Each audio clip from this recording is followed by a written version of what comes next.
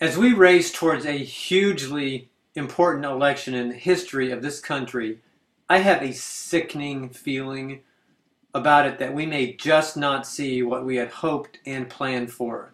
So as not to leave you in any suspense, I think President Barack Hussein Obama will be reelected for 4 more years.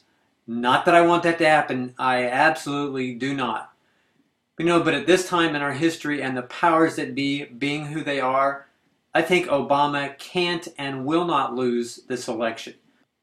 This sickening feeling stems from the realization that those who have engineered society and the various political causes of the age over the last, let's say, 4 or 5 decades, they finally have their servant in the highest office in the land. Barack Obama is their Messiah. He's the Messiah of the left. He is their leader, and he is what they have based their hopes and their dreams on for the last 50 years, folks. What started as the early 1960s counterculture movement of youth rejecting their parents' work ethic, a protest against the, yes, questionable Vietnam War, widespread experimentation with psychoactive drugs, sexual freedom, and the women's liberation movement culminated in the high sacrament of liberalism, and that was the Roe versus Wade decision of 1973, that allowing women to kill their children in utero for any reason during any time of their pregnancy. Roe v. Wade was the climax of the 1960s hippie revolution. Nearly 40 years on from that momentous decision, that hegemony of the left has slowly but surely chipped away at the morals and the familial structure of society until we have arrived at our moment right now in history as a seething mass of nearly 50% dependency on a godlike federal government.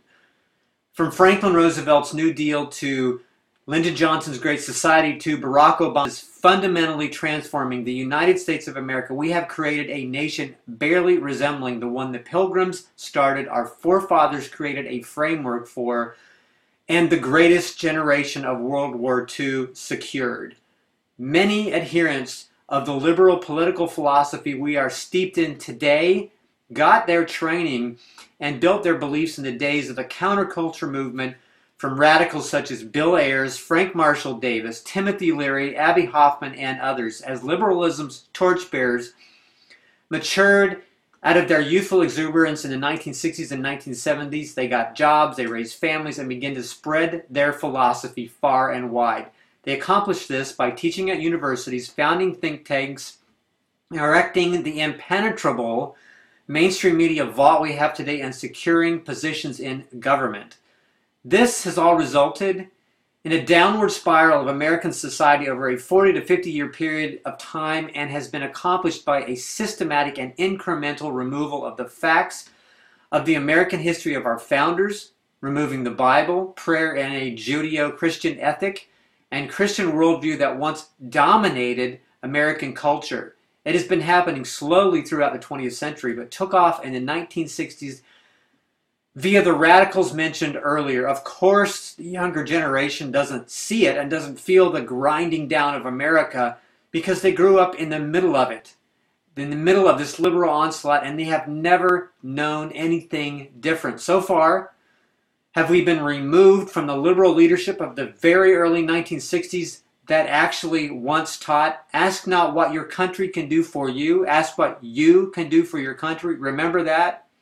We now have a president that has spent his last 4 years as the most powerful man in the free world, not leading, but in a constant campaign mode of promoting class warfare, as President Obama endlessly vilifies wealth and divides us with statements such as tax breaks for the wealthy, pay their fair share, and if you have a business, you didn't build that. He has set up our once great nation not to even come close to asking what can you do for your country, as Kennedy promoted, but for individuals to now demand, where the hell is my slice of the pie? So here we are on the cusp of election 2012 with an advance of liberalism like we have not seen since Johnson's Great Society initiatives. Bill Clinton was a precursor of the liberal leader the left desired, but his sexual indiscretions prevented the full advancement of the ideal and delayed it for 8 more years as people tired of his allegations of numerous sexual trysts and abuses of women. A sense of moral indignation was enough to keep the onslaught of liberalism at bay for 2 more election cycles. But now we have 2 viable candidates on the ballot. One being what the conservative base has to settle for in Mitt Romney, and one that has spent 4 years campaigning for the next 4 years in Barack Obama.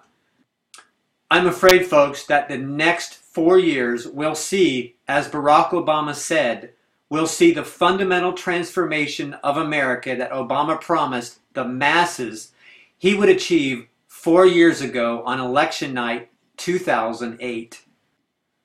Barack Hussein Obama is the completion of the radical agenda of the 60s counterculture movement, and he is the consummation of liberalism. Abortion on demand was their sacrament.